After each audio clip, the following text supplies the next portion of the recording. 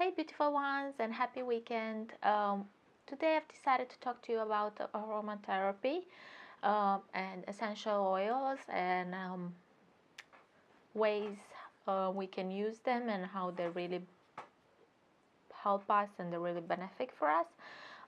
And well, the reason I've decided to talk to you about this is because the other day I placed an order for some essential oils, and I received the order yesterday, and I just had the box on my desk. I was busy, so I carry on doing work, and I left the box on my desk, and I had a really bad headache, like a splitting headache, and I was prepared to take, as you do, I was prepared to take a pill for it, and then all of a sudden I got, the light bulb, and I remember that I had the essential oils on my desk, and I had peppermint that I just ordered. So I opened the box, took out the peppermint, and just rubbed some peppermint on my temples, and the headache went away as magic. So I was like, oh, okay, this is something that maybe people don't know about and I need to talk to them about. So that's why today we're going to talk about the wonders of essential oils. And essential oils are really benefit for us because they have a very high frequency, and this has been researched. There's actually a device that can measure the frequencies in essential oils or in the human body, and they've researched that the essential oil frequency is very, very high, which means that when you apply it on your body, it raises the frequency of the body also. And the frequency of a normal healthy human ranges between 62 and 68 megahertz. Well, when the frequency of the human body drops under 62 megahertz, this is when abnormalities and illnesses begin to develop in the body. So that's kind of the overall very, very gross about aromatherapy and how it works. And let's talk a bit more about essential oils, because I want to focus more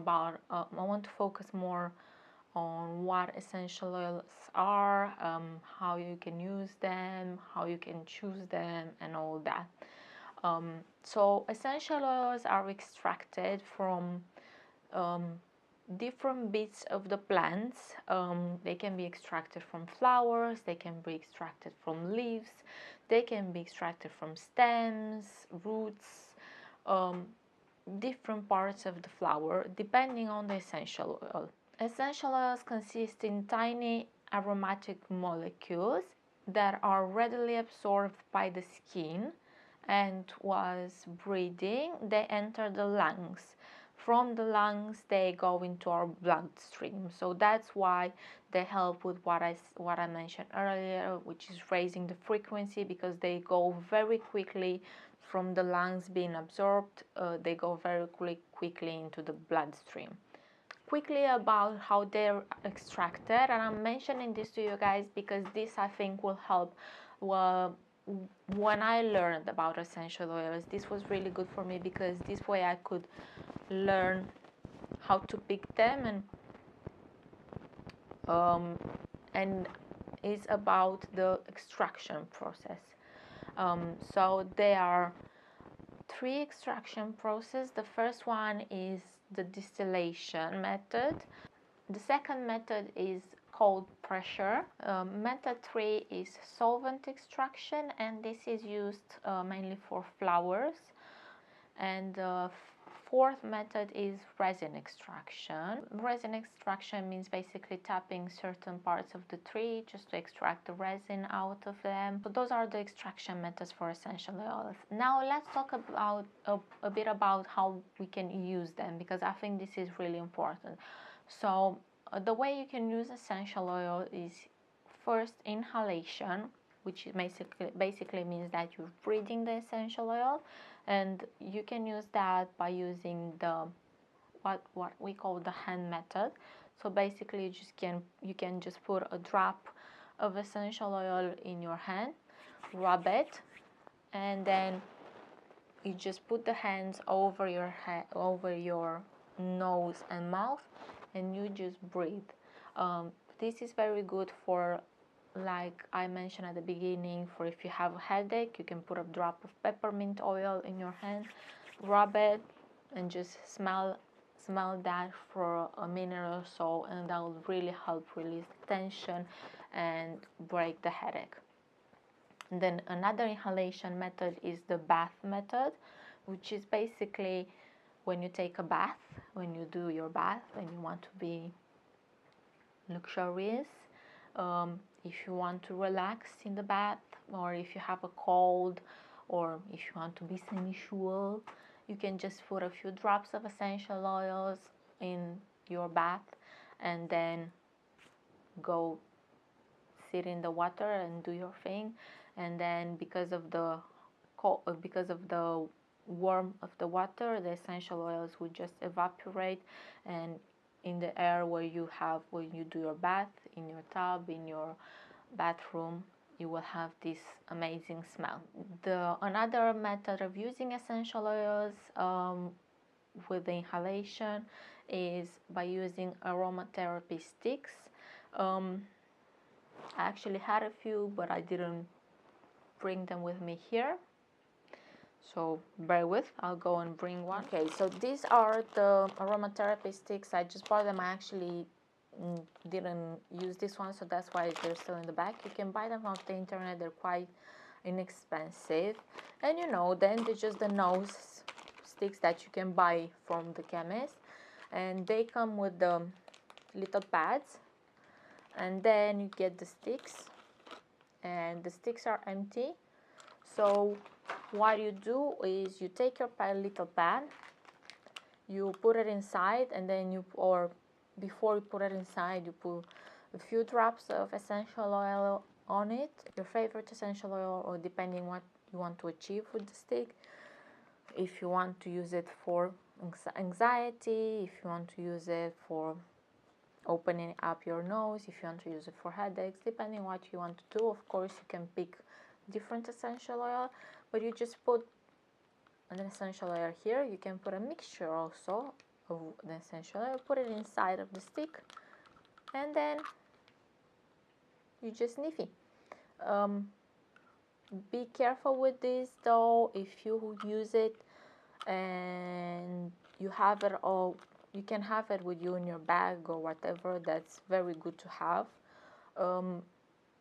Don't borrow it to anybody, because you might stick it in your nose and the other person might stick it in their nose, and that's not sanitary at all. So if it's just for your use. Okay, and another method of inhalation is the jewelry method, which is basically you can buy, again, I don't have any to show you because I don't really wear a lot of jewelry, but if you like to wear jewelry, you can get, there's necklaces that you can get, and it's kind of the same principle as the stick. You can put a few drops on the gem on the necklace, and then you basically have it on your neck all day long. Of course, you will have the benefits of having that, and the essential oil will evaporate and you will feel it the whole day, or you can actually bring it closer to your nose and smell that. And the last method is the diffusers. So I think a lot of people use the diffusers, a lot of people have the diffusers, or they saw the diffusers. You can have this type of diffuser that is, you can plug in, or you can have like the normal candle diffuser. I have those around the house also. Depending which one you prefer, you can have either or the other. My advice to you on this is what I learned also in the course that I did for aromatherapy, is just don't use it more than an hour.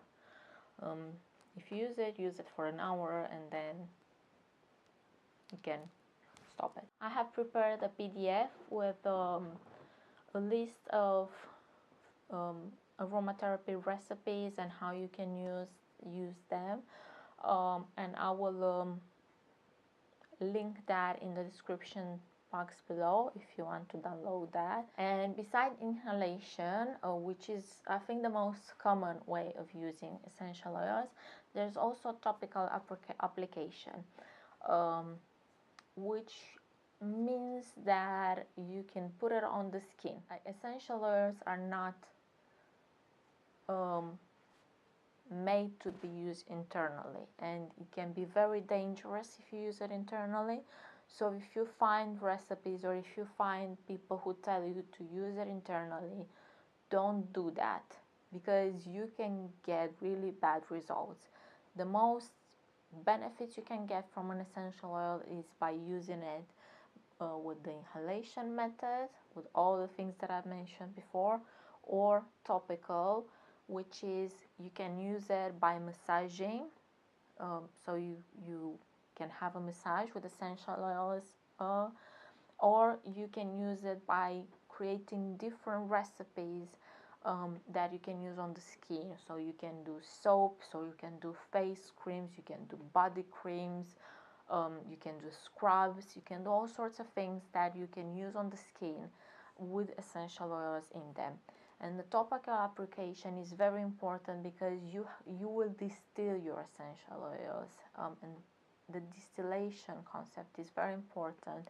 And it's very important how you distill the essential oils, because there's different percentages of distillation depending on what you want to use it, and most importantly depending on who you want to use it. So the first step in making essential oil products or using it in a topical application is knowing how to distill your essential oils, which I want to talk to you about. So if you want to use it for children under 12 years old, or seniors over 65 years old, if you want to use it for pregnant women or people who have a long-term illness, or immune system disorder, the distillation is 1%. So it's 1% essential oil to the rest of 99% carrier oil. It can be coconut oil, it can be olive oil, it can be avocado oil, it can be water, it can be alcohol, but mainly is oils. And it's also a good place to start with a 1% dilution if you have a general sensitivity to smell, which some people do, because pure essential oils are quite strong. It's good to start with a 1% dilution, see how you get on with that, see if it's alright for you, and then you can increase. A 2% dilution is used for general health support, and is mainly used in like skincare blends, natural perfumes, bath oils, or blends to use every day. So like if you want to do a hand soap with essential oils, 2% dilution is what you want to use if it's used by people who don't have any of the conditions that I mentioned in the 1% dilution. A 3% dilution is used to when you want to use it for a specific acute health concern, for like pain relief, cold and flu. If you want to treat something specific and acute, you use a 3% dilution. What essential oils you should buy? When I first started with essential oils, I wanted to get everything and try to combine everything, and that's not a very good place to start, because sometimes you can get very bad combinations, or you can do more harm than good. And there are notes also, because they're fragrances. So essential oils have a top note, a middle note, and a base note. So if you want to combine more than 2 essential oils, you kind of have to know which one is in top note, in the middle note, or in the base note, so you can combine them. But I won't get into that now because I think that's a bit too much. What I want to talk to you about is the recommendation, and what I learned is and what I learned about the main essential oils that you should get. If you are a beginner and if you want to start using essential oils, these are the ones that you should get the first, and then you can expand your collection. So the first one is frankincense. And frankincense is known as the king of essential oils, so that's why it's mentioned the first one. It has a variety of notable uses and benefits, and it's been used for centuries. Especially in spiritual rituals and ceremonies. Is the main use of frankincense is antidepressant, is a muscle relaxant. It increases spiritual awareness. It promotes meditation. You can rub it on your chest in a dilution for respiratory support. It's very good for the skin, so you can use that again in a dilution for creams. You can rub it on your feet to boost the immune system support, because the feet have a lot of points for the immune system. It helps with stretch marks also, so you can do a cream with frankincense for stretch marks. The second essential oil that you should have in your beginner kit is lavender. Lavender has again many health benefits. One of the first ones that I can think of is improves sleep. It's very good if you want to put a few drops of lavender essential oil on your pillow before you go to bed. That will really help you go to sleep. Or you can put it in a diffuser in your bedroom before you go to bed. It's also very good for bug repellent, or you can put a bit of and this is one of the very rare instances where you can use essential oil without any carrier oil. You can use a bit of lavender to put it on your skin directly. If you have a bug bite and that's itchy or swollen, you can put it on directly on the skin, but only if the skin is not only if the surface of the skin is not broken. If you have an open wound on the skin, please don't put essential oils on it, because it's not right, and it's not it will not be beneficial for you. But if it's not an open wound, you can put a bit of essential oil, a bit of lavender essential oil on the skin, and that will help with the itchiness and the swallowing. You can do a face cream with carrier oil and lavender oil if you suffer from acne, because lavender oil is antiseptic and acne is bacteria that is on the skin, so that will really help. It's good for pain relief, lavender oil. Okay, the third essential oil in your beginner's kit should be lemon oil. And lemon oil is very good, again, is a very good disinfectant. So you can use it to make homemade hand sanitizers instead of using the ones that you buy from the supermarket, who are actually very damaging for your skin. And if you want, I can do a recipe for you guys for that, so let me know. Lemon essential oil is also really good because it puts you in a better mood. You can do another recipe if you want. Again, let me know. That will help remove gum, or you can remove labels. Another essential oil that you should have in your starter kit is peppermint, which is the one that started this whole thing.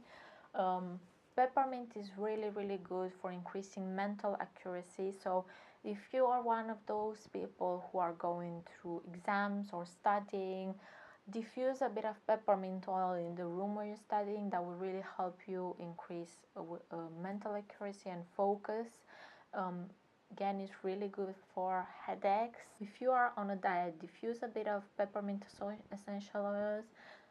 That will curb your appetite, so it's great if you're on a diet. That will really help. If you're breastfeeding, peppermint essential oil is proven to be really good for nipple cracking. Peppermint is really good also if you have dandruff. So if you have that problem, just try to put a bit of peppermint essential oils into your shampoo and wash your hair with that. You'll see that will really improve.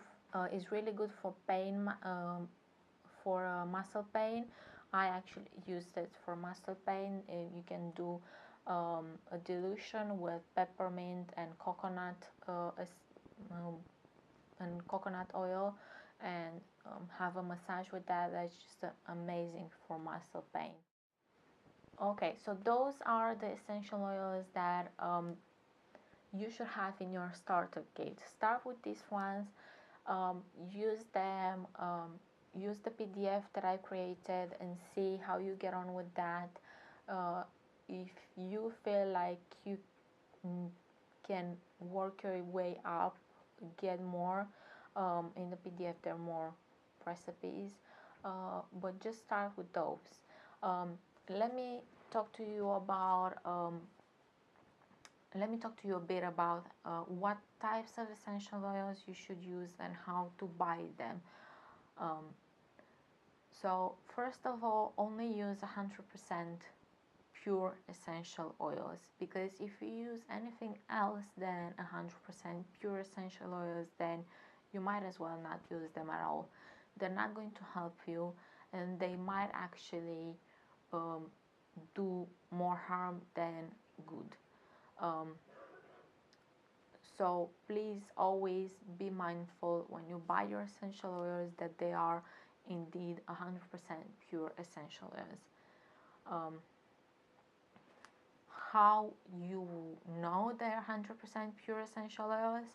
Well, I'm sorry to say this to you guys, but the first clue is the price.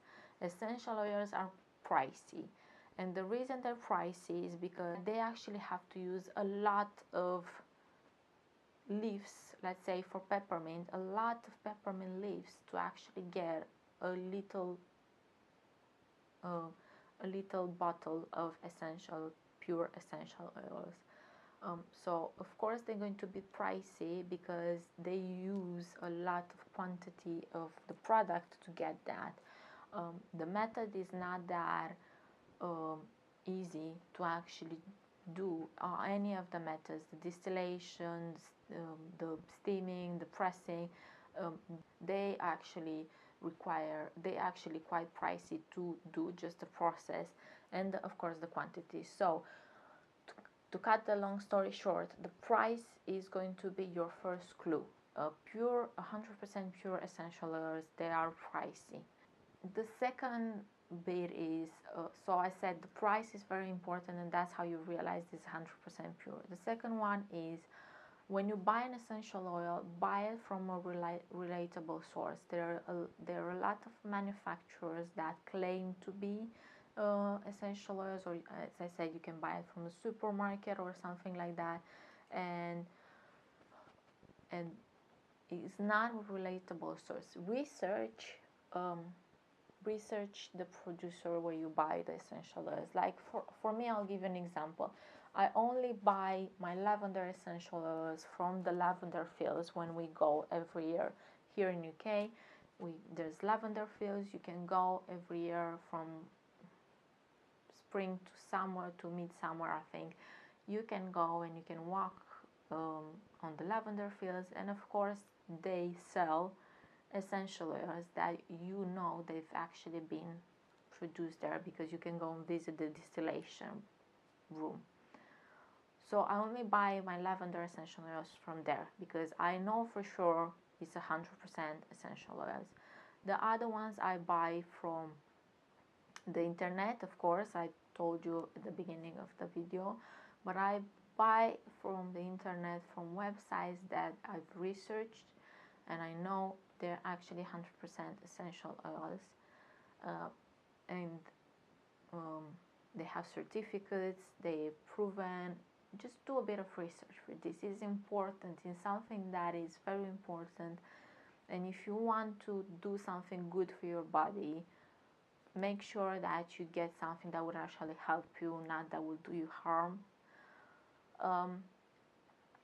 Another way that you can find if it's actually 100% pure essential oils, if you have some at home, you buy from a supermarket or whatever, it's a very easy method that you can find. Just get a white piece of paper and drop a drop of essential oil on that piece of paper. If you get a stain on the paper, that means that is not 100% pure essential oil, because the essential oil should just evaporate from the paper and you shouldn't get any stain on the paper. That's the 100% pure essential oil, the one that evaporates from the paper and doesn't leave any stain. And also, if you go into a bit of time and you develop a bit how they should be, you can only, if you buy one that is actually 100% pure, if you buy one from the supermarket that is very cheap, you put them one next to the other and you smell the 100% one and you smell the very cheap one that is maybe didn't even pass the actual flower or plant that is supposed to be made of, you could see the difference in smell. Essential oils are very powerful. You don't need to use a lot. So they can be quite pricey, but a little bottle will last you a long time because you don't need to put a lot of drops to feel the smell, to feel the benefits. You only need to put a few. So if you do a dilution in water like I do in that, a maximum 10 drops is more than enough. If you do a topical dilution and if you do like a hand cream, or if you do a soap where you want to put essential oils, again, be mindful of the dilution ratios that we talked about and do 1%, 2%, or 3% to that. So you see, it's not a lot of product that you have to use if you use a real one. Okay, thank you very much for watching this video. I do hope from all my heart that it was useful for you guys. If you liked it, please don't forget to give this video a thumbs up. If you want to see more videos, subscribe to my channel so you'll get notified every time when I upload a new video, which is every Saturday, 8 a.m. UK time. Don't forget to love yourself and love life with everything that it has to offer.